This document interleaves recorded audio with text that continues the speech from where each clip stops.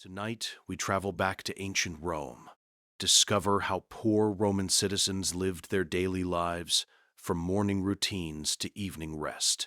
Now, get comfortable, close your eyes, and let's step into the streets of ancient Rome. The first light of dawn creeps through the narrow opening that serves as your window, a small gap in the brick wall of your apartment, barely wide enough to let in air and light, too small to be fitted with expensive shutters. The pale glow touches your face, and your eyes open. There is no luxury of lingering in bed, no gentle waking to birdsong in a garden courtyard. You are awake because the city is awake, because the noise has already begun, because the day will not wait for you. You lie for a moment on your narrow bed, if it can be called that. It is little more than a wooden frame with rope strung across it, supporting a thin mattress stuffed with straw. The straw has compressed over months of use, offering minimal cushioning against the hard ropes beneath. You share this bed with your wife and your youngest child, the three of you pressed together for warmth during the cool nights, for there is no heating in this apartment on the fourth floor of the Insula. Above you, the ceiling is low, blackened by years of smoke from the small brazier you use for cooking. The plaster, once white, has long since cracked and peeled, revealing the crude brickwork beneath. In places, you can see daylight through gaps where the mortar has crumbled away. When it rains, water seeps through the roof, and you must arrange your few possessions to avoid the drips. During winter, the wind finds every crack and crevice, whistling through your apartment with icy persistence. Your apartment consists of this single room, perhaps 10 feet by 12 feet. In this small space, your entire family lives: yourself, your wife, 3 children, and occasionally your aging mother when she is too unwell to manage on her own. There is no privacy, no separate sleeping area, no dedicated space for any particular activity. This one room is kitchen, dining room, bedroom, living space, and workshop all at once.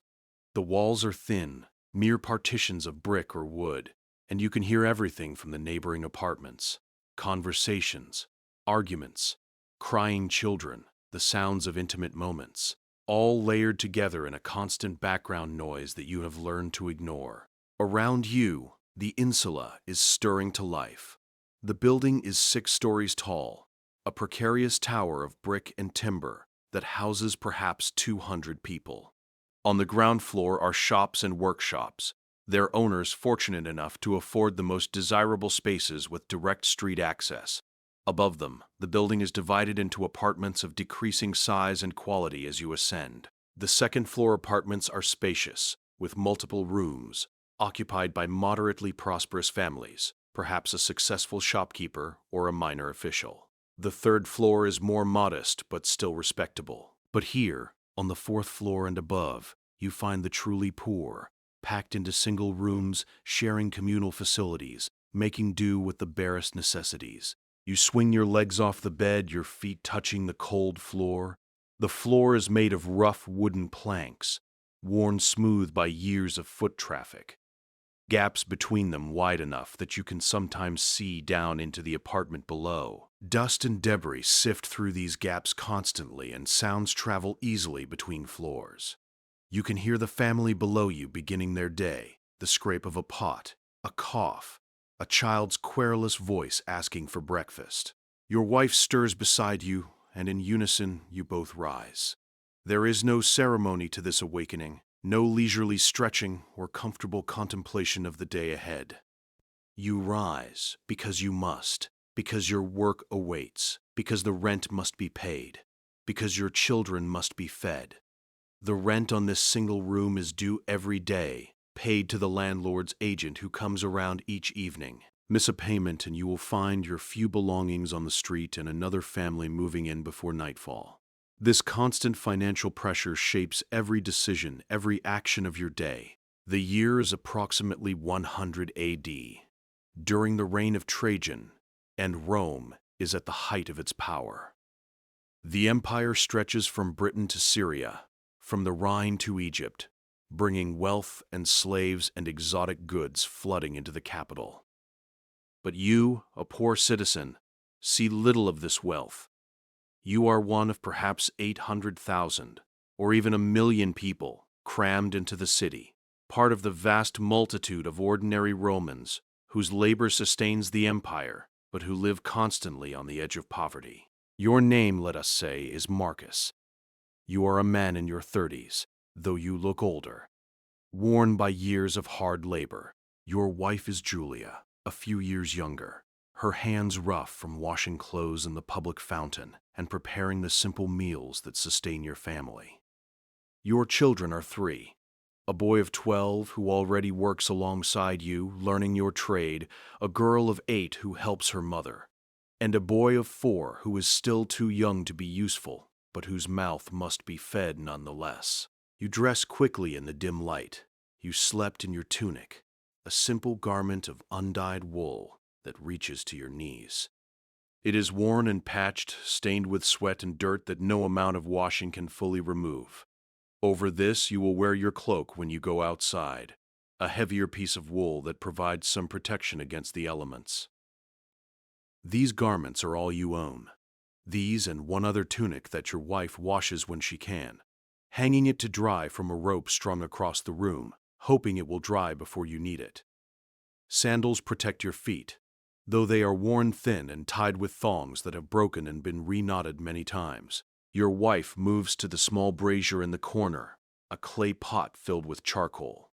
This is your cooking fire, and it is also your only source of heat and light in this room. She checks the coals from last night, finding a few still glowing, and carefully adds small pieces of charcoal, blowing gently to coax them into flame.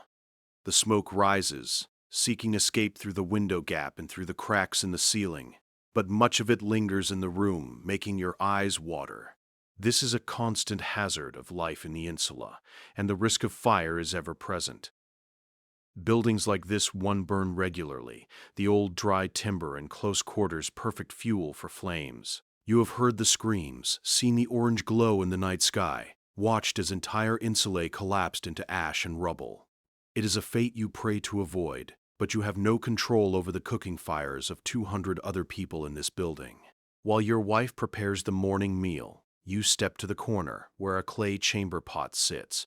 You use it, as does every member of your family, for there is no latrine in this apartment. Later, someone will carry the pot downstairs to empty it into the communal sewer or, more often, simply throw the contents out the window into the street below. This is officially prohibited, and there are laws about it, but on the upper floors of the Insula, carrying a pot full of waste down 6 flights of narrow stairs multiple times a day is not practical.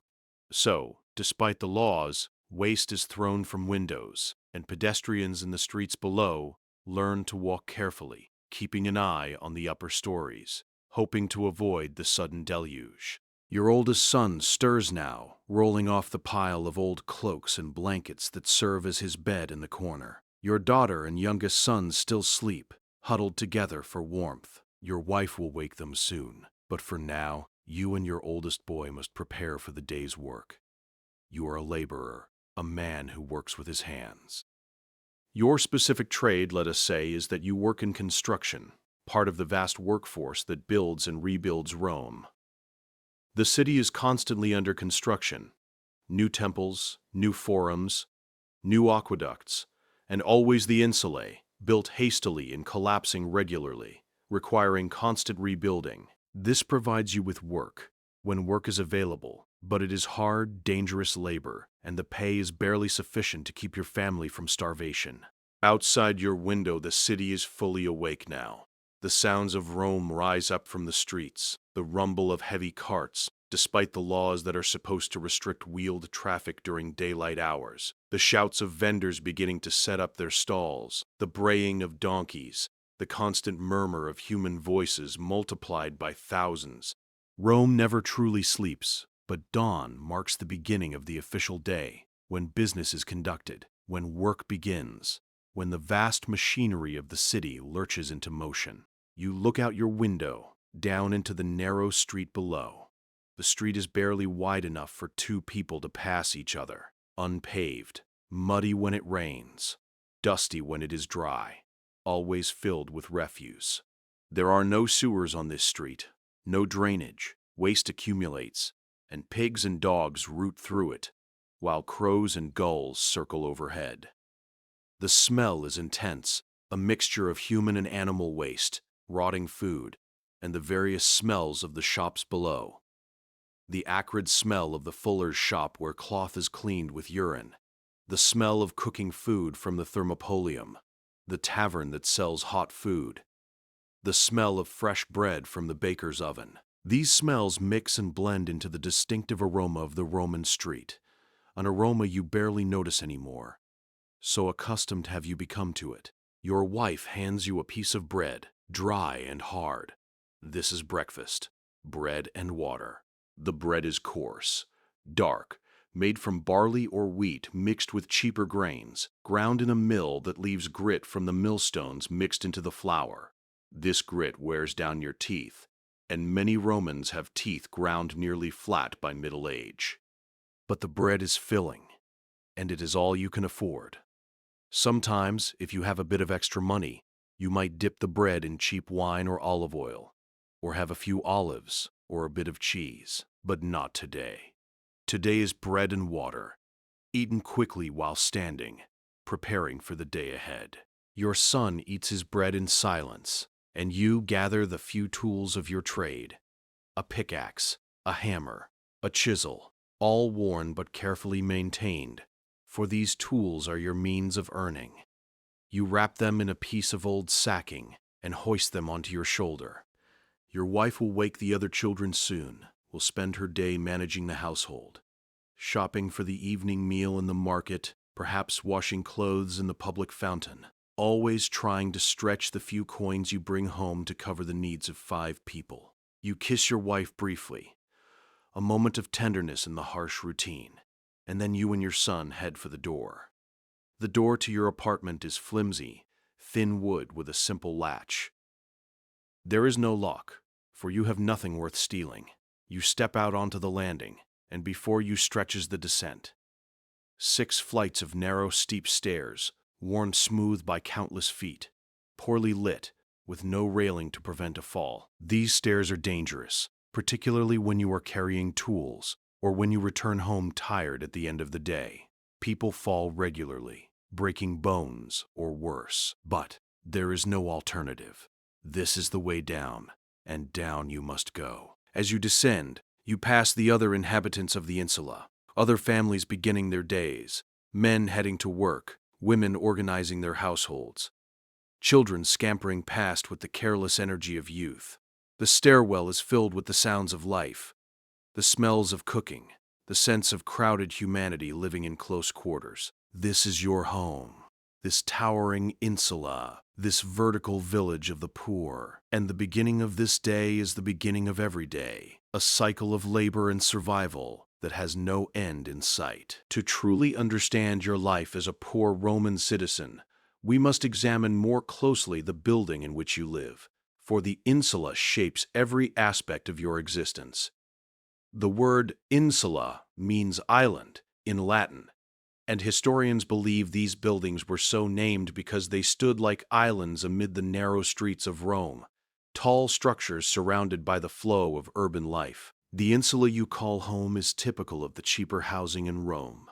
It was built perhaps 20 years ago, thrown up quickly by a speculative landlord, looking to maximize profit from a small plot of urban land. The construction is shoddy, corners cut wherever possible. The foundation is shallow, barely adequate to support the weight of 6 stories. The lower floors are built of brick, but as the building rises, cheaper materials are used, more timber, less brick, lighter construction to reduce the load on the inadequate foundation. By the 4th floor where you live, the walls are primarily wood framing filled with wattle and daub, coated in a thin layer of plaster that is now cracking and flaking away. The building stands shoulder to shoulder with its neighbors, so close that barely a hand's width separates them. This means that your apartment has only one external wall, the one facing the street with your small window. The other 3 walls are shared with neighbors or open onto the central stairwell. This lack of external walls contributes to the darkness of your apartment and the poor ventilation. Fresh air can enter only through that single small window and through the gaps and cracks in the walls and ceiling, while smoke from your brazier must find its way out through these same openings. The landlord who owns this building is a wealthy man, perhaps a senator or a member of the equestrian class, one of Rome's elite. He owns not just this insula, but dozens like it scattered throughout the city. You have never met him and never will. He employs an agent, a freedman or slave, who manages the building and collects the rents.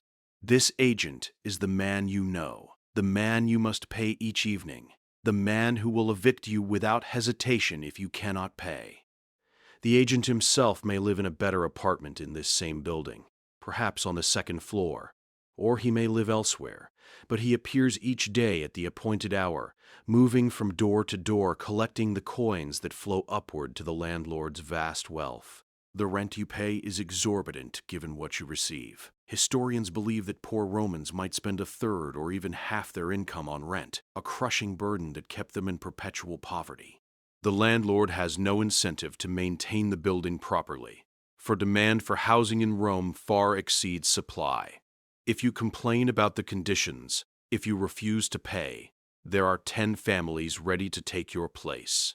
So the building deteriorates. Repairs are made only when absolutely necessary, and tenants accept conditions that would be considered uninhabitable in a more just society. Your single-room apartment, as we have noted, is approximately 10 to 12 feet on each side, giving you perhaps 100 to 144 square feet of living space for 5 or 6 people.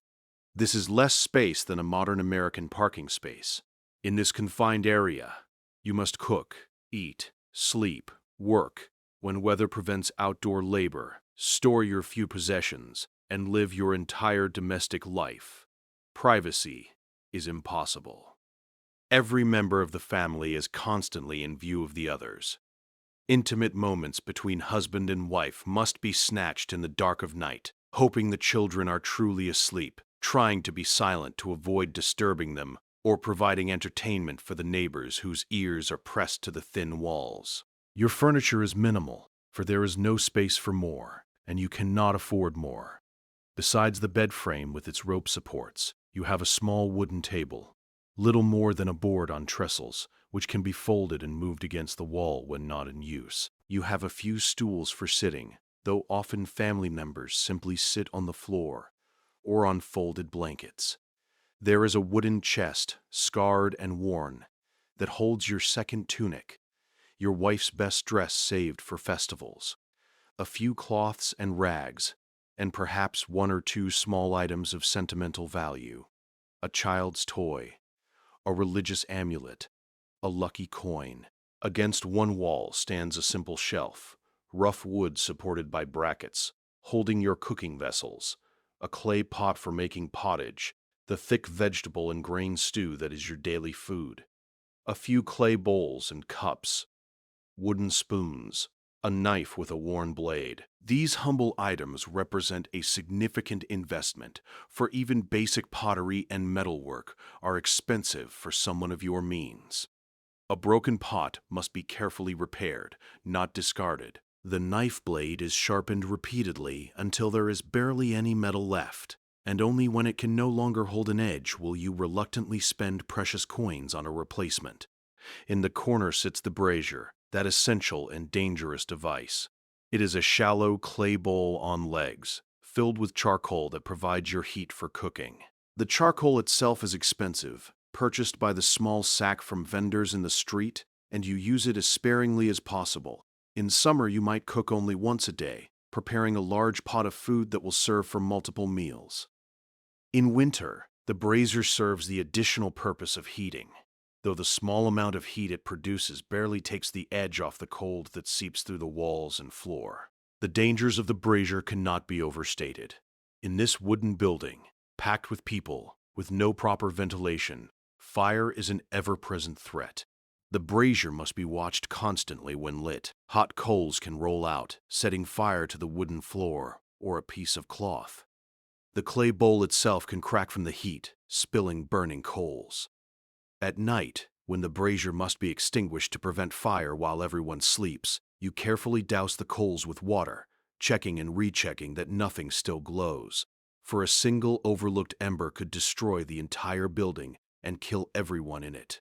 Beyond the fire hazard, there is the danger of smoke and fumes. The charcoal produces smoke, and when it burns in a confined space with poor ventilation, it also produces invisible fumes that can cause illness or even death. Romans are aware of this danger, though they do not understand the chemistry of carbon monoxide. They simply know that sometimes people who cook indoors in poorly ventilated spaces become drowsy, fall unconscious, and do not wake up. Therefore, you try to keep your window opening clear. You accept the drafts and cold as necessary evils, and you never sleep with the brazier burning, no matter how cold the night. The building itself is a marvel of Roman engineering and simultaneously a testament to the exploitation of the poor. The ground floor, as mentioned, is devoted to commercial space. These shops, called tabernae, open directly onto the street. They are the most valuable spaces in the building, and their occupants are shopkeepers and craftsmen who run their businesses from these locations. A baker might have his oven in one shop, filling the street with the smell of baking bread. Next door might be a wine shop, then a fuller who cleans clothes, then a smith who repairs metal goods. These shopkeepers often live in rooms behind or above their shops, benefiting from proximity to their work and from the slightly better construction of the ground floor. The second and third floors are reached by the same stairway you use, but the apartments there are larger and better appointed. A second-floor apartment might have 2 or 3 rooms with actual windows, perhaps even glass windows, if the occupant is prosperous enough. These apartments are home to the moderately successful, a clerk in a government office, a prosperous freedman who has saved enough to live comfortably, a merchant who does well enough to afford better housing but not well enough to own a private domus. The rent on these apartments is significantly higher than what you pay, but the living conditions are correspondingly better. As you ascend to the 4th, 5th, and 6th floors, the quality deteriorates rapidly. The apartments become smaller, darker, more poorly ventilated. The higher you go, the cheaper the rent, but also the more dangerous the conditions. The top floor is the worst of all, directly under the roof, unbearably hot in summer, yet even these worst apartments are occupied. For such is the housing shortage in Rome that any shelter, no matter how inadequate, is better than sleeping in the streets. Water is a particular challenge in the Insula. There is no running water in your apartment, or in most apartments in the building. There is no indoor plumbing of any kind. To obtain water, you must go down to the street level, where there is a public fountain, one of hundreds scattered throughout Rome, connected to the great aqueducts that bring fresh water into the city from springs in the distant hills. At this fountain there is always a crowd of people filling clay amphorae, large jars with 2 handles that can hold several gallons of water. Carrying water up 6 flights of stairs is exhausting work, and it must be done multiple times each day. Water is needed for drinking, for cooking, for washing clothes, for basic hygiene. Your wife makes this journey repeatedly, her arms aching from the weight of the full amphora, climbing slowly, resting on the landings, finally reaching your apartment, and pouring the precious water into storage jars. In summer, when thirst is greater and sweat must be washed away, the need for water increases. In winter, when the stairways are icy and treacherous, the difficulty of carrying water multiplies. The lack of private sanitation is another defining feature of life in the Insula. As noted, there is no latrine in your apartment. Instead, you use chamber pots, clay vessels that must be emptied regularly. The proper disposal of waste involves carrying these pots down to the street level, where there are public latrines or where the contents can be poured into sewers. These public latrines are communal facilities, rows of stone seats with holes over a flowing channel of water that carries waste away to the Tiber River. They are open to the air with no privacy partitions, and using them is a social activity, men sitting side by side, conversing while they relieve themselves. But for residents of upper floors, making the journey down to the public latrine every time nature calls is impractical, especially at night or when illness strikes. Therefore, the chamber pot is used, and its contents are often simply thrown from the window into the street below. This practice is so common that the Roman satirist Juvenal warned about walking the streets at night, when one might receive an unpleasant surprise from above. By day, there are more people in the streets and witnesses to such illegal dumping, so it is somewhat less common, but at night, the streets become cesspools. The structural integrity of the insula is always questionable. The building sways in strong winds, creaking and groaning in a way that is deeply unsettling. Cracks appear in walls and must be patched, though often they simply widen again. In earthquakes, which are not uncommon in Italy, insulae are prone to catastrophic collapse. The jurist Ulpian noted legal cases involving collapsed apartment buildings, and Cicero mentioned owning investment properties that had collapsed or were on the verge of doing so. When an insula collapses, the death toll can be enormous, with dozens or even hundreds of residents buried in the rubble. Fire is an even more frequent disaster. In a city of wooden buildings, open flames for cooking and lighting, and no organized fire department until the reign of Augustus, fires are a regular occurrence. When fire breaks out in an insula, it spreads with terrifying speed. The dry wood of the upper floors, the fabric and straw of bedding, the timber of the roof, all are perfect fuel. Residents have only minutes to escape, and those on upper floors must navigate narrow, steep stairs that quickly fill with smoke. Many do not make it out. Fire is so common in Rome that there is a class of speculators, led by men like Marcus Licinius Crassus, who keep teams of slaves ready to rush to burning buildings. These teams do not put out the fire but instead negotiate to buy the property at a fraction of its value from the desperate owner, only putting out the flames once the sale is complete. Despite all these hardships, the insula is home. It is where families are raised, where meals are shared, where the tired laborer returns at the end of a long day. It is a place of community as well as hardship. You know your neighbors, not by choice but by necessity. You hear their arguments and their celebrations, their sorrows and their joys. You help them in times of need, and they help you. When someone is ill, neighbors bring food. When there is a wedding or a birth, neighbors celebrate together. When death comes, neighbors mourn. This vertical community of the insula, this forced intimacy of the poor, creates bonds that the wealthy in their private homes cannot understand. Having descended the 6 flights of stairs, you and your son emerge from the insula into the street, and the full force of Roman morning life hits you. The street is already crowded, filled with people hurrying to work, vendors setting up their stalls, slaves running errands for their masters, children playing despite the early hour. The sun has fully risen now, though you cannot see it yet, as the tall buildings on either side of the narrow street block direct sunlight, leaving the street level in shadow for much of the day. The street itself is unpaved here in this poor neighborhood. It is simply packed earth, muddy when it rains, dusty in dry weather, rutted by the passage of carts despite the laws restricting wheeled traffic during the day. In the center runs an open drainage channel, a shallow depression where rainwater and other fluids flow downhill toward the larger sewers. This channel is clogged with refuse, rotting vegetables, broken pottery, the aforementioned contents of chamber pots, and organic waste of every description. Pigs root through this refuse, serving as the city's unofficial sanitation department, eating whatever is edible and leaving the rest. You navigate this street with practiced ease, knowing where to step to avoid the worst of the mud and waste, staying close to the buildings where the footing is more solid.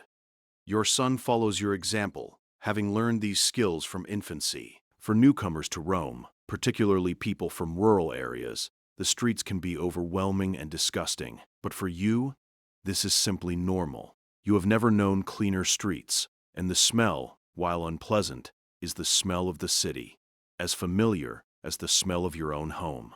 As you walk, you pass the ground floor shops beginning their day. The baker's oven has been burning since before dawn, and the smell of fresh bread makes your stomach growl despite the piece you ate earlier. This bread is better than what you can afford, made from finer wheat flour, without the cheaper grain and grit that characterizes the bread of the poor. If you had a few extra copper coins, you might buy a small loaf to share with your son, but you do not have extra coins. Every coin must be accounted for, saved against rent and the evening meal. Next to the bakery is a thermopolium, a shop that sells hot food and drink. The front of the shop opens onto the street, and set into the counter are large clay jars, dolia, which hold different foods, a stew of vegetables and perhaps a bit of meat, boiled eggs, beans and sauce, wine both heated and cold, and water. This is where working Romans buy prepared food, for many have no facilities to cook in their apartments or no time to do so.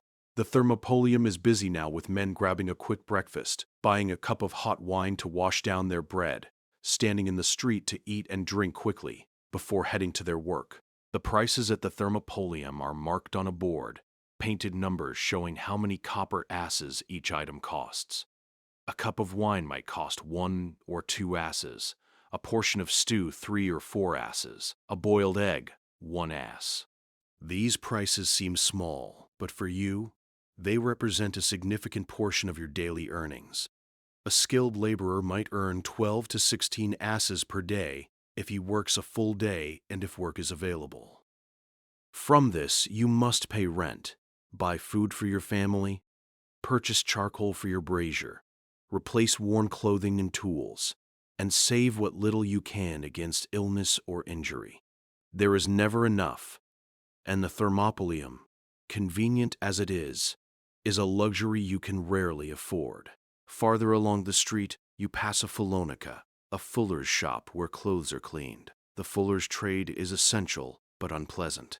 Clothes are trampled in vats of water, mixed with urine and other substances that help to clean and whiten fabric. The smell from the fuller's shop is distinctive and penetrating, a combination of ammonia and the other chemicals used in the cleaning process. Slaves work in the vats, treading the clothes with their feet for hours, a tedious and uncomfortable task.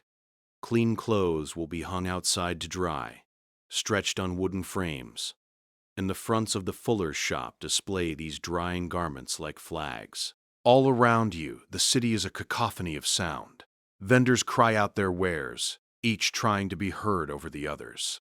The baker calls out that his bread is hot and fresh. The wine seller advertises the quality of his vintage. A man selling fish shouts the catch of the day. Beggars plead for alms, their voices hoarse from constant use. Children shriek in play. Somewhere nearby, a smith's hammer rings on metal, a steady pounding that carries over the other sounds. A donkey brays in protest at being loaded with an heavy burden. Wheels rumble over stone. Conversations blend into a constant murmur, thousands of voices creating a background noise that is the voice of Rome itself. The smells of the city are as overwhelming as the sounds.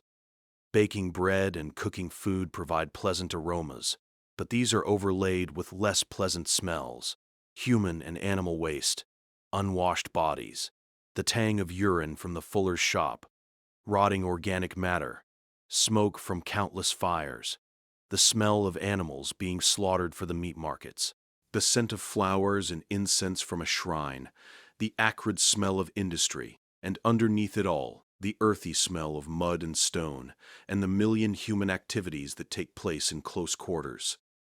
Romans are accustomed to these smells, barely noticing them, but visitors from the countryside or from less crowded cities find Rome's air almost unbearable. Your route to work takes you through several neighborhoods, each with its own character. You pass through the Subura, one of Rome's most notorious districts, famous for its vice and poverty. Here the streets are even narrower, the buildings even more decrepit, the population even more desperate. Prostitutes call from doorways and upper windows, advertising their services even at this early hour. Taverns and gambling houses are still filled with patrons from the night before, men who have drunk and gambled through the darkness and are only now stumbling home, or to whatever work they can find. The Subura is dangerous at night, ruled by gangs and criminals, but by day it is merely squalid, another poor neighborhood where thousands live and work. As you near the construction site where you will labor today, the character of the streets changes. You enter an area of the city undergoing development, where old buildings are being torn down and new ones erected. Here the street is torn up, blocked by piles of building materials, cut stone, timber beams, bricks stacked in pyramids, sand and lime for making mortar. Slaves and free laborers are already at work, and you join them, reporting to the foreman who assigns the day's tasks. But before work begins, there is a brief moment for the morning rituals that structure Roman life. You pass a small shrine set into a wall, a lararium, dedicated to the protective spirits of the neighborhood. You pause, touch your fingers to your lips, and then to the altar stone, a brief prayer for safety in the day's work, for the gods to watch over your labor.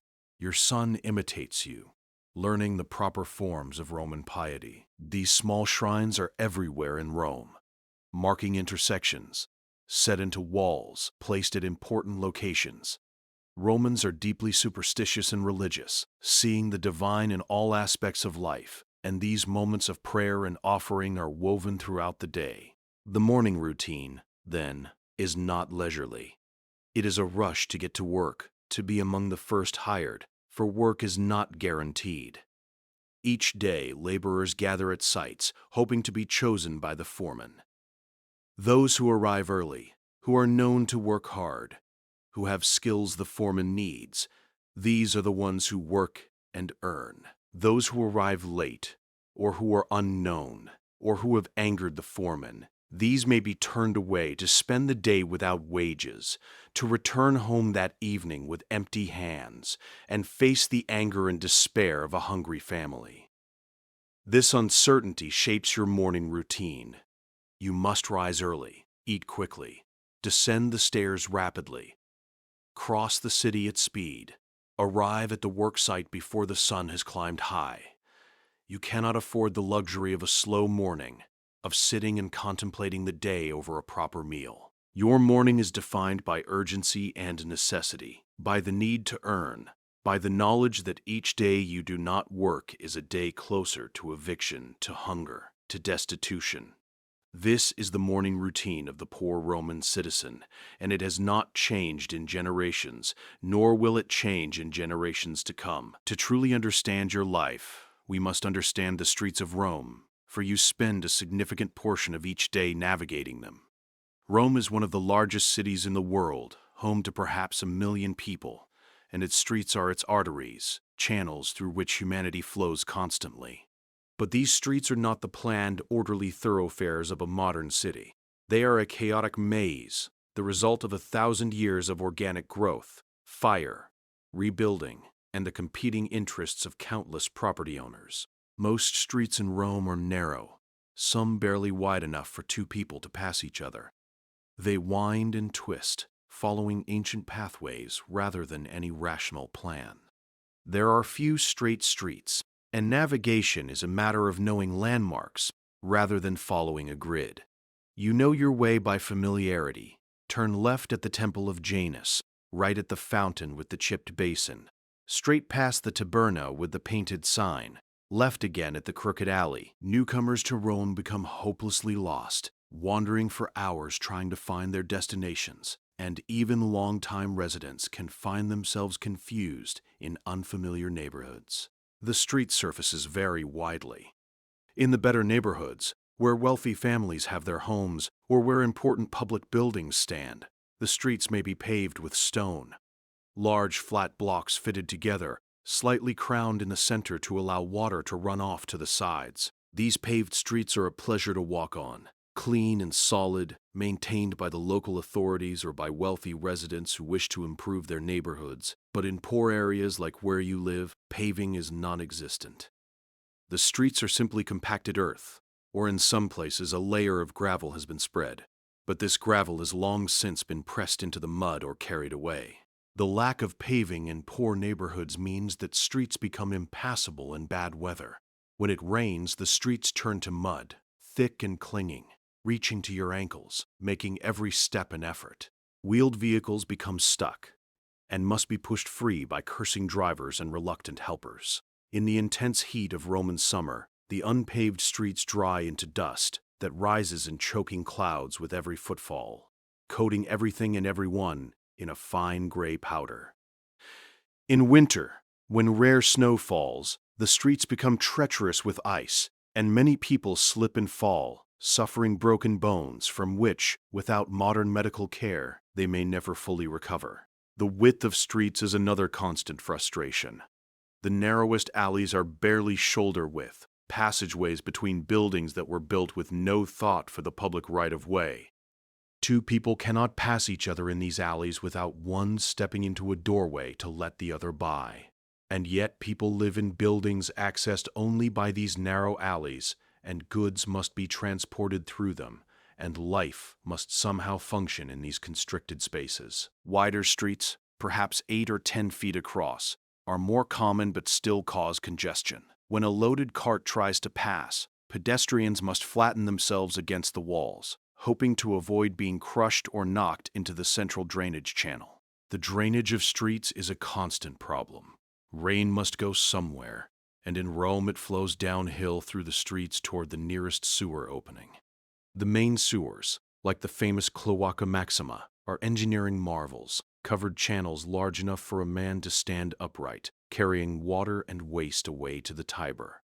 But many streets have no direct connection to these main sewers. Instead, they have open channels running down their centers or along their sides, channels that are supposed to carry away rainwater, but that in practice carry everything.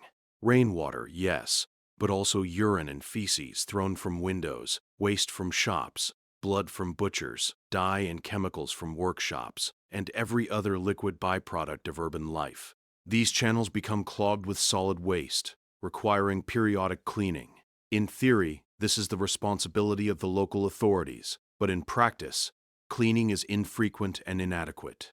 The channels overflow, spreading filth across the street surface. Pigs and dogs, attracted by garbage, root through the channels, scattering waste more widely. In summer, the channels dry partially, leaving crusts of filth that stink in the heat.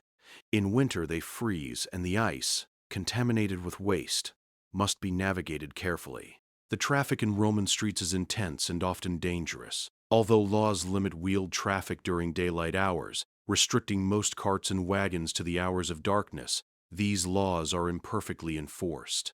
Important people, with the right connections or enough money to pay bribes, move their goods whenever they wish. Construction materials must be transported to building sites, and this traffic is exempted from the restrictions. Religious processions, military movements, and official business also take precedence over ordinary pedestrians. The result is that streets are often blocked by wagons and carts, while pedestrians squeeze past, risking injury from wheels or from the hooves of the animals pulling the vehicles. At night, when most wheeled traffic is supposed to move, the situation is even worse. The streets fill with carts, each driver trying to complete his deliveries before dawn. The noise is tremendous, iron-rimmed wheels grinding on stone, drivers shouting at their teams, the creak of wood and the clatter of cargo, the bellowing of oxen and the braying of mules. The Roman poet Juvenal complained that the noise of nighttime traffic made sleep impossible. And woe to anyone who must venture out at night, for the dark streets are dangerous. Carts moving in darkness are a hazard, and being struck by a wheel or trampled by a draft animal is a very real risk. Torches provide some light, but they are carried by the wealthy, who can afford slaves to bear them. The poor must navigate by moonlight or starlight, feeling their way, staying close to walls, hoping to avoid disaster. The crowds in Rome's streets during daylight are unlike anything else in the ancient world. Hundreds of thousands of people are out and about, each pursuing their own business. Workers going to job sites, merchants heading to the forum, children running errands, slaves carrying messages or goods, women shopping for household needs, beggars seeking alms, vendors selling from portable stalls, thieves looking for opportunities, prostitutes soliciting clients, priests moving between temples, officials on public business, soldiers on leave, visitors gawking at the sights, and countless others, all packed into narrow streets, all moving, all speaking, creating a human river that flows constantly. In this press of humanity, you must be alert. Pickpockets work the crowds, skilled at cutting purse strings, or dipping hands into the folds of a toga to extract coins. If you carry any money, you keep it in a small leather purse tied tightly to your belt, and you keep one hand on it at all times. Your son learns to do the same. Even so, a skilled thief can relieve you of your purse without your noticing until it is too late, and then you have no recourse, for the thief has vanished into the crowd, and there is no police force to investigate such petty crimes. The streets are also lined with shops and stalls, creating an obstacle course for pedestrians. The shops on the ground floors of buildings extend their displays into the street, with goods piled on tables or hung from hooks, narrowing the already narrow passageway. Vendors set up portable stalls, wooden frames, or simple blankets spread on the ground, selling everything imaginable: fresh vegetables, dried fish, pottery, tools, cloth, religious amulets, used clothing, questionable medicines, stolen goods, and every other item that humans might want or need. These vendors call out constantly, trying to attract customers, grabbing at the sleeves of passers-by, blocking their path to force them to look at the goods on offer. Food vendors are particularly common, for most Romans have no facilities to cook and must buy prepared food. You pass stalls selling grilled sausages, the smell of cooking meat making your mouth water. A woman sells fresh fruit from a basket, apples, pears, grapes depending on the season. A man ladles out cups of spiced wine from an enormous clay vessel. A baker's slave hawks yesterday's bread at a discount, trying to clear inventory before it goes completely stale. The variety is impressive, but for you, it is largely irrelevant, for you cannot afford these conveniences. Beggars are also a constant presence in the streets. Rome has no social safety net, no organized charity, beyond the occasional grain dole and the limited generosity of wealthy patrons. Those who cannot work due to age, illness, or injury have no source of income and must beg to survive. They position themselves at busy intersections, outside temples and bathhouses, anywhere that crowds gather.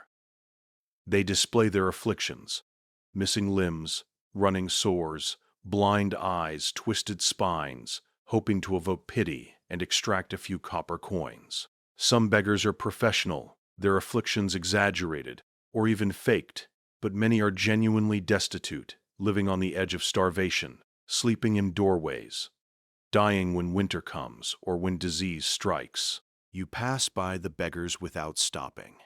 You have no coins to spare for charity. Your own family teeters on the edge of destitution, and giving away a coin today might mean your own children go hungry tomorrow. The beggars understand this.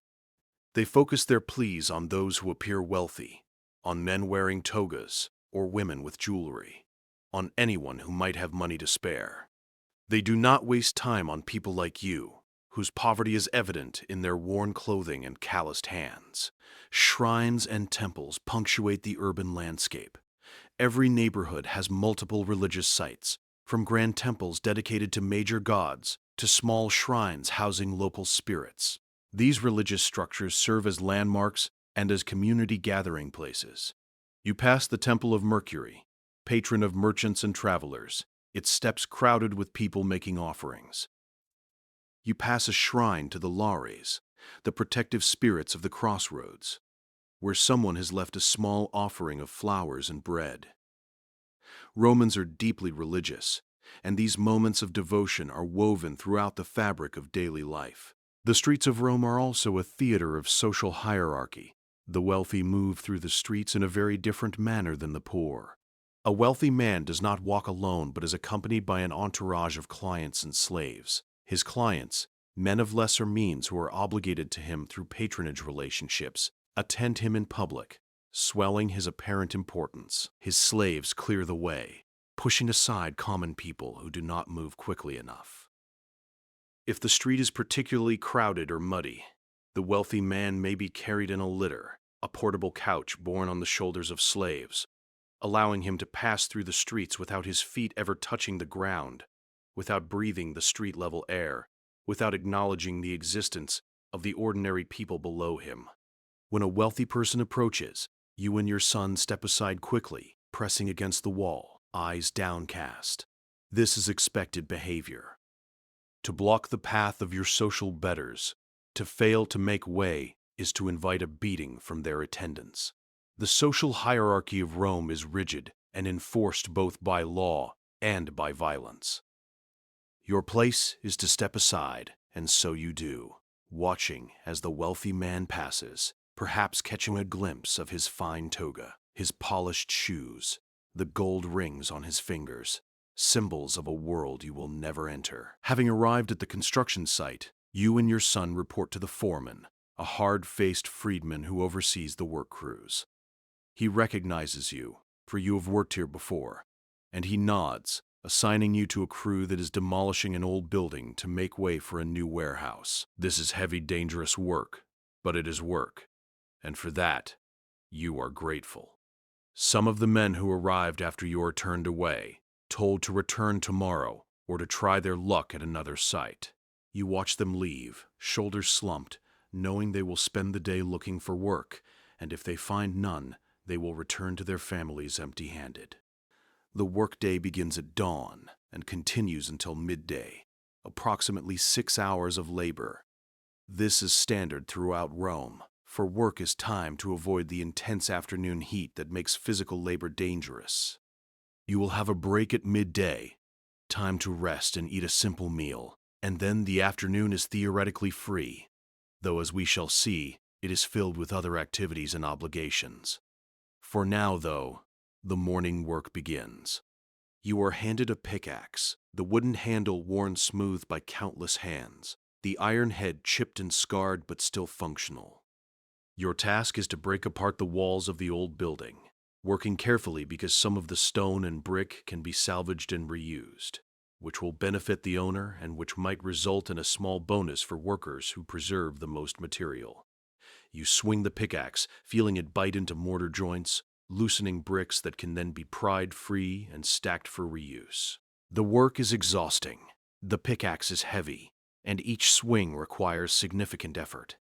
Within an hour, your shoulders and arms are aching, your back is sore from the constant bending and lifting, and sweat is pouring down your face despite the relatively cool morning air. You pause briefly to wipe your face with a rag, to take a drink from the communal water jar that sits nearby, and then you return to work, for the foreman is watching, and slacking brings immediate reprimand or even dismissal. Around you, other workers perform their own tasks. Some are hauling rubble away in baskets, carrying it to carts that will transport it to dumping sites outside the city. Others are sorting salvageable materials, good bricks here, broken bricks there, usable timber in another pile, stone blocks in yet another. A few skilled workers, stonemasons and carpenters, are assessing what can be saved and what must be discarded. Everyone works at a steady pace, not rushed but not slow, knowing that their continued employment depends on satisfying the foreman. Your son works alongside you, though his tasks are lighter. He fills baskets with broken brick and mortar, carries them to the carts, returns for more. This is how boys learn a trade, by working alongside their fathers or alongside master craftsmen, absorbing skills through observation and practice. By the time he is a man, your son will know how to demolish a building, how to judge which materials can be saved, how to work safely in dangerous conditions, and how to endure the physical demands of construction labor. This education, informal and practical, is the only education he will receive, for formal schooling is beyond your means. The worksite is dangerous. Walls can collapse unexpectedly, crushing workers beneath tons of brick and stone. Falling objects are a constant hazard, and everyone learns to be aware of what is happening above them, to listen for warnings shouted by workers on higher levels, to move quickly when the cry goes up. Injuries are common. Broken bones, crushed fingers, deep cuts from sharp edges of broken stone, bruises and strains from the constant heavy labor. There is no compensation for injuries, no safety equipment, no insurance. If you are injured too badly to work, you simply lose income until you heal, or if the injury is permanent, you may never work again, becoming one of the beggars you passed in the street. The Roman construction industry is vast, employing thousands of workers. The city is constantly rebuilding itself, constantly expanding, constantly renewing. Emperors build grand public works, temples, forums, bathhouses, amphitheaters, aqueducts, monuments to their glory and their generosity. Wealthy individuals build private homes and commercial properties. Speculators throw up cheap insulae to house the ever-growing population. All of this requires labor, and that labor is provided by people like you, free citizens working for daily wages, alongside slaves who are owned by contractors or who are rented out by their masters. The relationship between free laborers and slaves in the Roman workplace is complex. Slaves do much of the unskilled labor, the heavy hauling and carrying that requires strength but little skill. Free workers like you do work that requires judgment and skill. Work that an owner would not trust to a slave who might deliberately do it poorly, or who might try to escape when not closely supervised. But the wages of free workers are kept low by the competition from slave labor. For why would a contractor pay high wages to free men when he can buy or rent slaves who cost less in the long run? You harbor no particular resentment toward the slaves working alongside you. They are as trapped by their circumstances as you are by yours. A slave has no freedom, no ability to refuse work, no hope of keeping any wages. But at least a slave is guaranteed food and shelter by his master, who has an investment to protect. You, free but poor, have the legal right to refuse work, but exercising that right means starvation. Your freedom is largely theoretical, constrained by economic necessity into patterns of labor that differ little from slavery. Historians sometimes debate whether the free urban poor in Rome were better off than slaves, and the answer is not clear-cut. Each condition had its own miseries. The walk home is hot now, for the sun is directly overhead, beating down with an intensity that makes the stone and brick of the city radiate heat. You move through streets that are somewhat less crowded than in the morning, for many Romans have finished their morning work and have retreated to their homes or to the shade of covered porticos. The shops are still open, but the frantic energy of morning has given way to a slower, more languid pace. When you arrive home, climbing once more the 6 flights of stairs, you find your wife has prepared the midday meal. This meal, called prandium by those who have the luxury of thinking about such things, is simple but welcome. Today it consists of bread, as always, but also a small piece of cheese, a few olives, and an onion. This is more substantial than breakfast, and you and your family sit together on the floor of your apartment, sharing the food, eating with your fingers, passing around a cup of watered wine. The bread is the same coarse type you ate at breakfast, hard and gritty, but the cheese provides flavor and additional nutrition. It is a hard cheese, made from sheep's milk, preserved with salt, purchased in a small piece from a vendor in the market. Your wife bought it yesterday with coins you gave her, and she has been rationing it carefully, cutting thin slices to make it last several days. The olives, too, are a treat, purchased from a street vendor, their salty flavor adding variety to the bland bread. The onion is eaten raw, its sharp bite cutting through the monotony of the other foods. The watered wine is standard for all but the wealthiest Romans. Pure wine is considered barbaric, something only uncivilized people drink.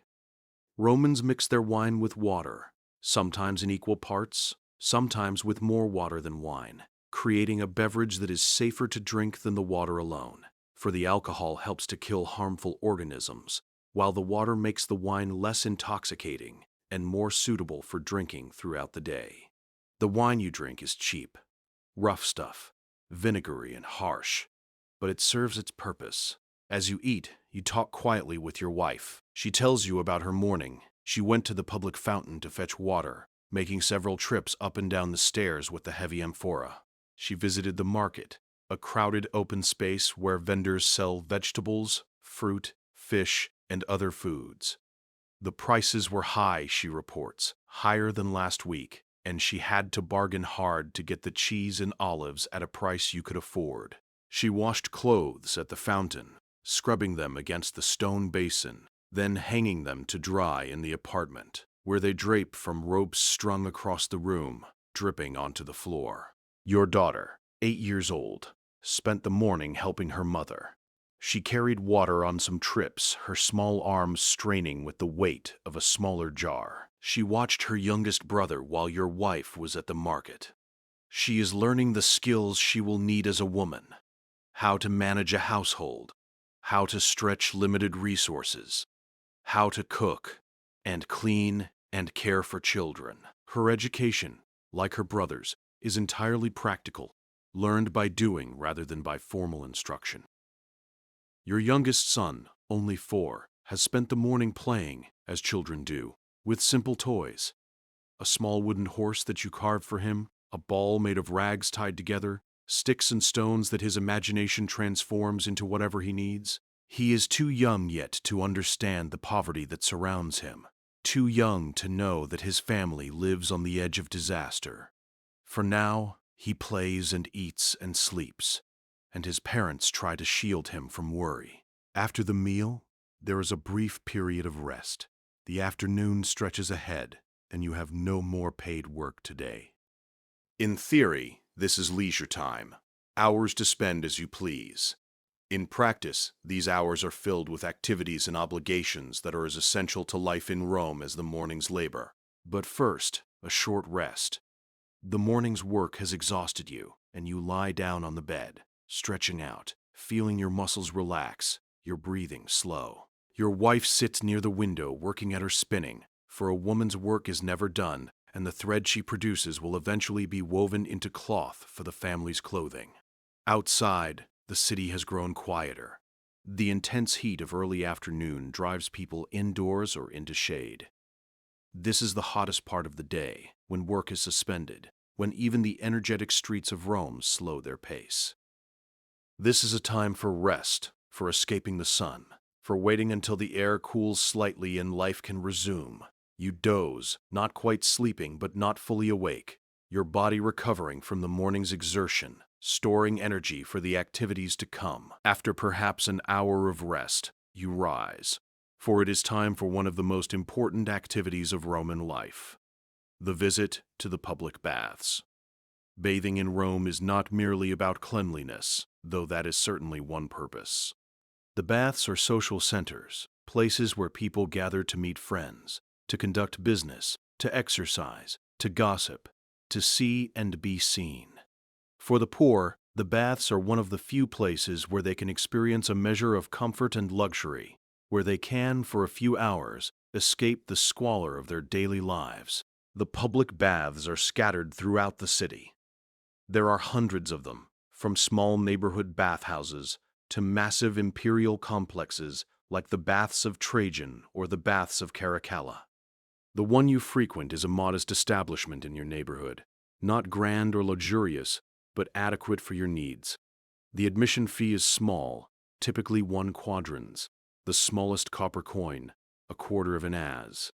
Even the poorest Romans can afford this, and indeed the baths are one of the few institutions in Rome that truly serve all social classes, though even here, hierarchy asserts itself in subtle ways. You and your son walk to the bathhouse, which is only a few streets away. Your wife and daughter will go later, for although men and women sometimes bathe together in smaller establishments, the larger baths have separate facilities or separate hours for each sex. As you approach the bathhouse, you can hear the sounds from within, voices echoing off tile and stone, splashing water, the laughter and shouts that characterize any place where people gather for leisure. The entrance to the bathhouse is modest, a doorway opening onto the street. You pay your admission to an attendant sitting at a small table, dropping your quadrans into a box. Beyond the entrance is the apoditarium, the changing room. This is a large space lined with niches and shelves where bathers leave their clothing.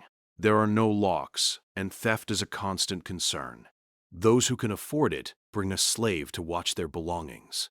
You cannot, so you must trust to luck and to the basic honesty of your fellow bathers.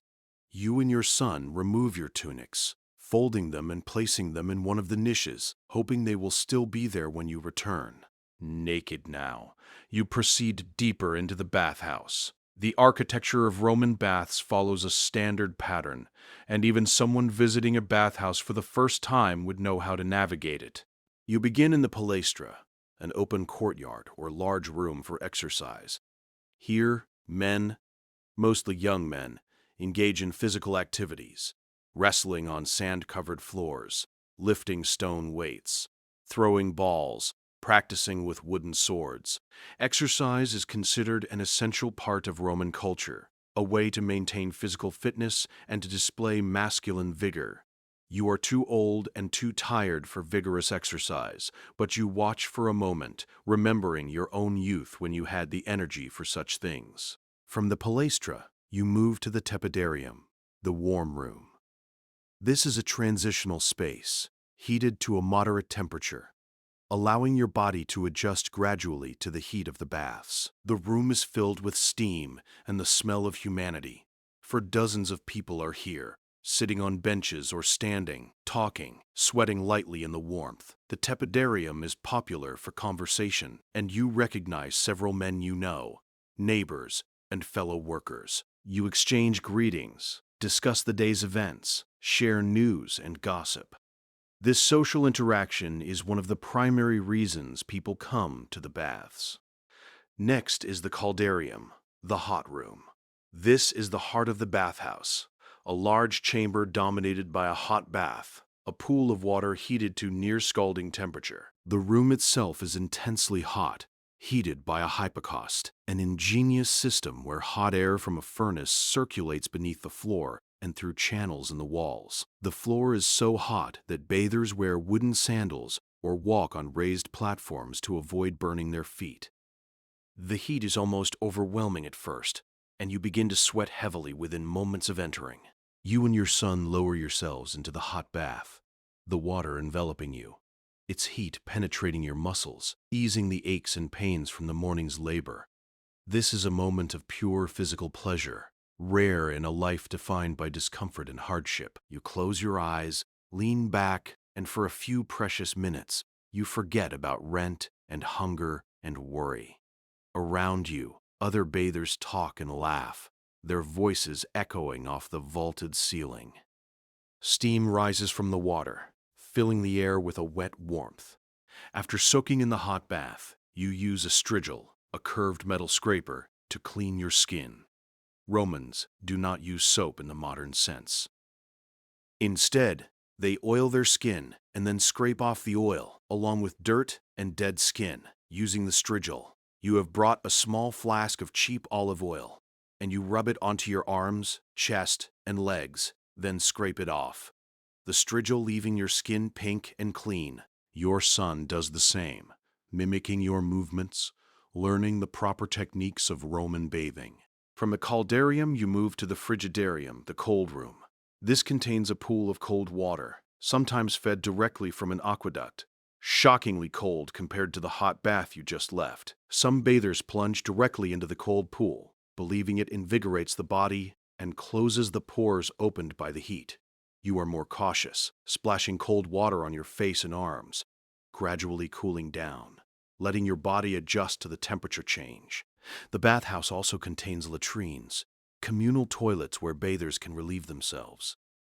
These are rows of stone seats with holes over a channel of flowing water. There are no partitions, no privacy.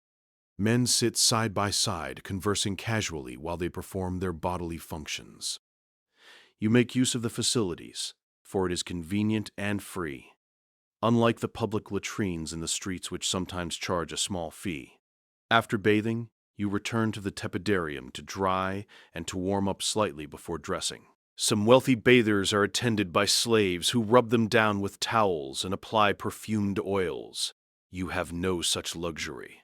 You let the air dry your skin, and then you and your son return to the changing room to retrieve your clothes.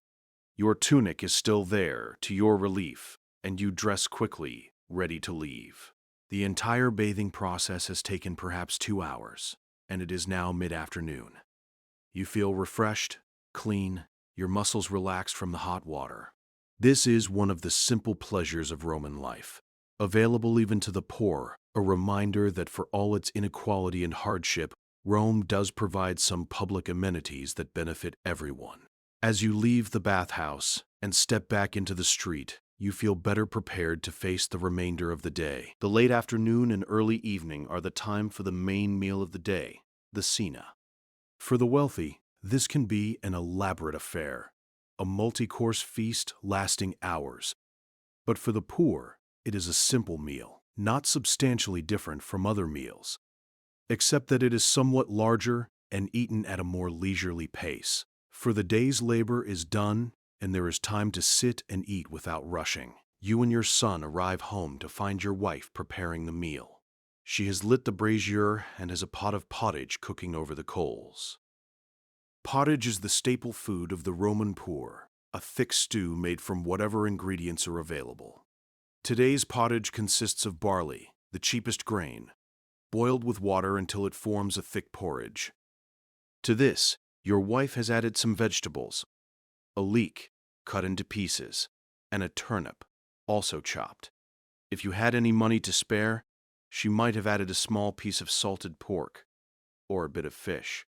But today, there is no meat. The pottage is flavored only with salt, a precious commodity that must be used sparingly, and with a few herbs that your wife grows in a pot on the windowsill. A bit of parsley, some oregano, dried and crumbled into the pot. The pottage simmers for an hour or more, the barley softening, the vegetables breaking down, the flavors melding together. The smell fills the small apartment. A simple smell, but not unpleasant. The smell of food cooking, of sustenance being prepared. Your younger children wake from their afternoon rest, drawn by the smell, and gather around the brazier, waiting for the meal to be ready. While the food cooks, you sit and rest, talking with your wife about the day. You give her the coins you earned, keeping only a few copper asses for yourself in case you need to buy something tomorrow. She takes the coins and adds them to a small clay pot where she keeps the household money, calculating in her head how to stretch them to cover rent, food for tomorrow, charcoal for the brazier, the 100 small expenses that constantly drain your resources. She reports that the landlord's agent came by earlier and collected yesterday's rent, so you are current, not in danger of eviction, at least not today. But tomorrow the rent will be due again, and the day after that, and the day after that, an endless cycle that never stops. When the pottage is ready, your wife ladles it into wooden bowls, one for each family member. There are no individual portions, no concept of each person getting a specific amount. Instead, everyone eats from the common pot, using wooden spoons or simply dipping bread into the thick porridge. The pottage is hot and filling, bland in flavor but nourishing. You eat slowly, savoring the warmth, the feeling of fullness in your stomach, a feeling that will not last long, for by morning you will be hungry again.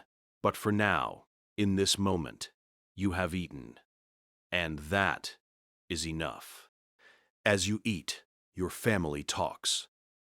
Your oldest son describes the work at the construction site, the section of wall he helped to demolish, the bricks he carried. Your daughter tells about her day, the trip to the market with her mother, the women they saw at the public fountain, the latest gossip from the neighborhood. Your youngest son chatters happily about his games, showing you the wooden horse, asking you to carve him another toy when you have time.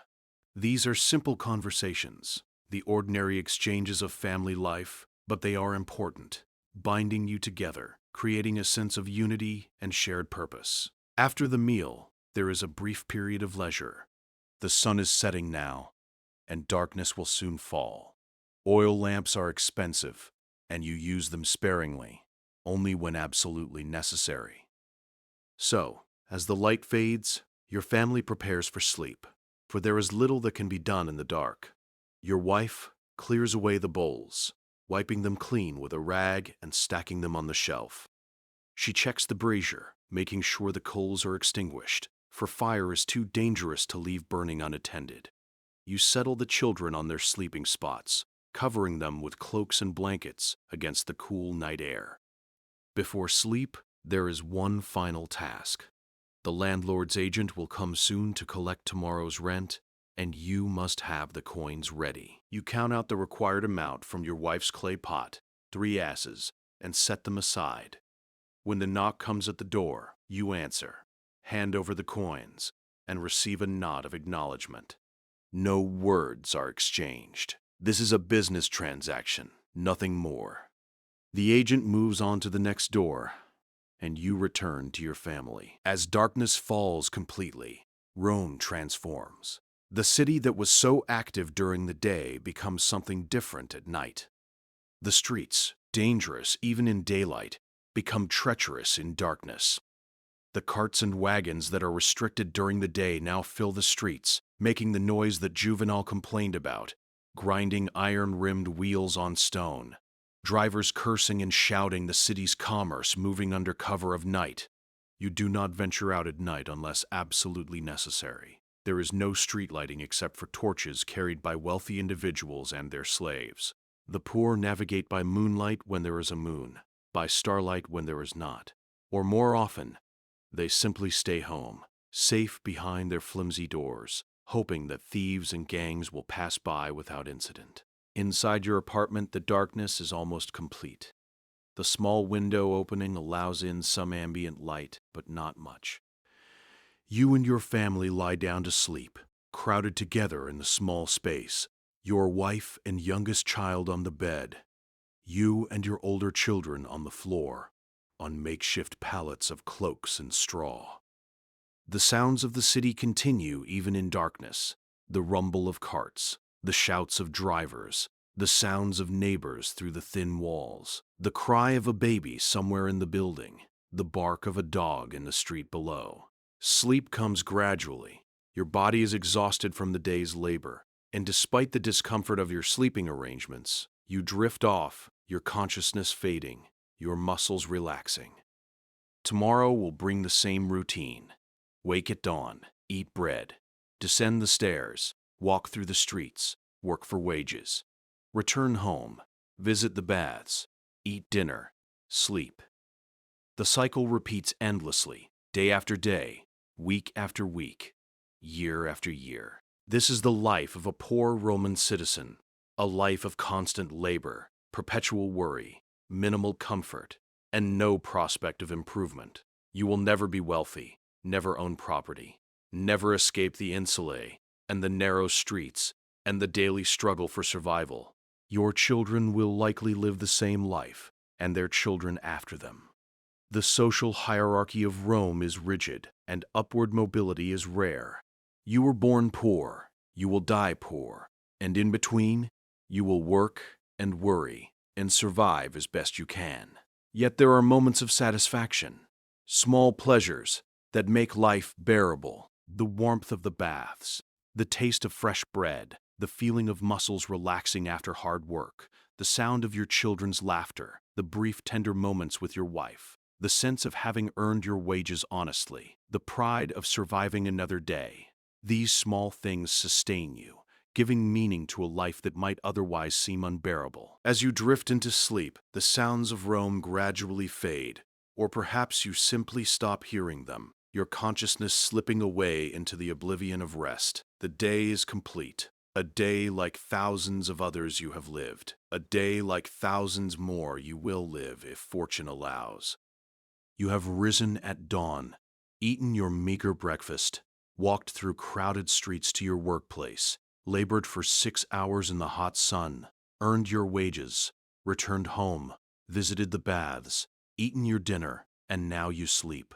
This is the rhythm of life for the poor in ancient Rome. A life defined by labor and survival, by constant worry and minimal comfort. The glory of Rome, the magnificent temples and forums, the grand spectacles in the Colosseum, the wealth and power of the empire. All of this exists, but it exists in a world separate from yours. You see the monuments, you walk past the marble columns, you hear about the triumphs of generals and the building projects of emperors. But these things do not touch your life in any meaningful way. Your world is the narrow streets and the towering insulae, the worksite and the bathhouse, the market stall and the public fountain. Your concerns are immediate and practical: earning enough to pay the rent, finding enough food to feed your family, avoiding injury and illness, maintaining the tools and clothing that allow you to work. These concerns consume your energy and attention, leaving little room for contemplation of larger political or philosophical questions. Yet you are a citizen of Rome, with legal rights and theoretical dignity. You can vote in assemblies, though the votes of the poor carry little weight against the organized blocks controlled by the wealthy. You cannot be subjected to certain punishments reserved for slaves. You have the protection of Roman law, though accessing that protection requires time and money you do not have. Your citizenship is real, but its practical benefits are limited. It sets you above slaves and foreigners, but it does not lift you out of poverty or give you security against the constant threats of eviction, hunger, or disaster. The historians who wrote about ancient Rome often focused on emperors and senators, on military campaigns and political intrigue, on the great events that shaped the empire. But the true foundation of Rome was people like you, the countless thousands of ordinary citizens whose labor built the city, whose taxes funded the government, whose sons filled the legions, whose daily struggle for survival was the reality beneath the glory. Without the poor of Rome, the empire could not have existed. Yet the poor remain largely invisible in the historical record, their lives unrecorded, their voices unheard. But if we look carefully, we can glimpse them in the archaeological record, in the ruins of Insulae at Ostia, in the graffiti scratched on walls, in the worn steps of tenement staircases, in the simple pottery and humble tools that fill museum storerooms. We can read about them in the complaints of satirists like Juvenal and Martial, who described the noise and filth and danger of the streets, the squalor of the tenements, the desperation of the poor. We can see them in the legal codes that regulated their lives, in the records of the grain dole, in the statistics on housing and population that survive from antiquity. From these fragments, we can reconstruct something of their lives, can understand what it meant to wake in a narrow room on the fourth floor of a building that might collapse at any moment, to walk through streets filled with refuse and danger, to labor for wages that barely covered the cost of survival, to find what moments of comfort and pleasure you could in the baths and the simple satisfactions of family life. This was the reality for the majority of Rome's people, and understanding it gives us a more complete picture of what ancient Rome was really like, beneath the marble facades and triumphal rhetoric. As dawn approaches once more, you will wake and begin the cycle again. The day you have just lived is over, but tomorrow brings another just like it, and the day after that, and the day after that. This is your life, and while it may lack comfort and security, while it may be filled with hardship and worry, it is life nonetheless, and you will live it as best you can, surviving and enduring, finding what happiness you can in small moments, raising your children, maintaining your dignity, and making your way through the ancient streets of eternal Rome. If you found yourself drifting through these stories of ancient lives, consider subscribing to Slumber Histories for more nightly journeys into the past. Sleep well. As the morning progresses and the sun climbs higher, the heat begins to build. Rome in summer can be brutally hot, with temperatures climbing steadily through the morning hours. Even in spring or autumn, the physical exertion of your labor generates its own heat, and by late morning you are drenched in sweat, your tunic clinging to your back, your face flushed and hot. You drink more frequently from the water jar, trying to replace what your body loses through perspiration. Around mid-morning, the foreman calls a brief rest. This is not a formal break, but rather a practical necessity. For men working in the heat can collapse from exhaustion if pushed too hard. You and the other workers set down your tools and gather in whatever shade can be found, perhaps in the shadow of a remaining wall, or under a canvas awning that has been rigged to provide some relief from the sun. You sit or squat on piles of rubble, passing around the water jar, wiping sweat from your faces with rags that are themselves soaked through. During this brief respite, there is conversation. One man complains that the grain dole was late this month, leaving his family short of bread. The grain dole, the free distribution of wheat to Roman citizens, is a political institution designed to keep the urban poor from starving and rioting. Each month, those who are registered receive an allotment of grain, enough to make bread for a family. But the distributions are often delayed, or the grain is of poor quality, or there are disputes about who is eligible, and these problems can leave families desperate. Another worker mentions that an insula collapsed in the Subura last week, killing dozens of people. Everyone nods grimly, for this is a common occurrence.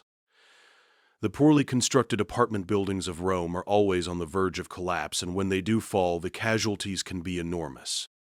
You offer a silent prayer to your household gods that your own building will remain standing, at least until you can afford to move somewhere safer, though you know that day will likely never come. A third man speculates about rumors of military campaigns in distant provinces. There is talk that the emperor is planning a war in Dacia or Germania, which will mean recruitment of soldiers. Military service is one of the few ways a poor man can improve his circumstances. A soldier receives regular pay, food, equipment, and after 20 or 25 years of service, a grant of land or a cash payment that can set him up for a comfortable retirement. But military service also means years away from home, brutal discipline, the constant risk of death in battle or from disease, and the possibility of being sent to some remote frontier far from Rome. It is an opportunity, but a dangerous one. The break lasts perhaps 15 minutes, just long enough for your breathing to slow and your heart rate to drop slightly. Then the foreman is calling everyone back to work, and the labor resumes. You pick up your pickaxe and return to the wall, swinging the heavy tool, feeling it bite into mortar, loosening another brick. The rhythm of work reasserts itself. Swing, strike, pry, lift, stack. Swing, strike, pry, lift, stack. The motions become almost automatic, your mind drifting, thinking of other things while your body continues the labor. By the time the sun reaches its zenith, marking midday, the morning's work is complete. You have demolished a substantial section of the old building, and the salvageable materials have been sorted and stacked. The foreman inspects the work, nods his approval, and announces that the day's labor is done. The afternoon shift will take over, different workers who will continue the demolition or begin the construction of the new building. Your work for the day is finished. The foreman comes around with his leather pouch, distributing wages to each worker. He counts out coins into your outstretched hand. 12 copper asses, the standard daily wage for an unskilled laborer. Your son receives 4 asses for his contribution. Together, you have earned 16 asses today. You wrap the coins carefully in a cloth and tuck them securely into the leather pouch at your belt, keeping one hand on it as a precaution against pickpockets. From these 16 asses, you must pay the daily rent on your apartment, which is 3 or 4 asses, leaving you with perhaps 12 or 13 asses for everything else. Food for 5 people will cost most of that. A loaf of bread might cost 2 asses. Vegetables for the evening pottage, another 2 or 3 asses. Charcoal for cooking, 1 or 2 asses. If you are careful, if nothing unexpected happens, you might have a few copper coins left over at the end of the day. But something always happens. A tool breaks and must be replaced. Clothing wears out. Someone falls ill and needs medicine. The landlord raises the rent. The margins are impossibly thin, and you are perpetually short of money, always calculating, always worried about how to make the coins stretch far enough. You and your son leave the work site, walking back through the crowded streets toward home. The journey is familiar now, the same route you took this morning, but in reverse. The streets are still busy, though the character of the crowds has changed. The morning rush of people hurrying to work has given way to a more leisurely flow of shoppers, merchants conducting business, slaves running errands, and people simply passing time in the forum or the marketplace.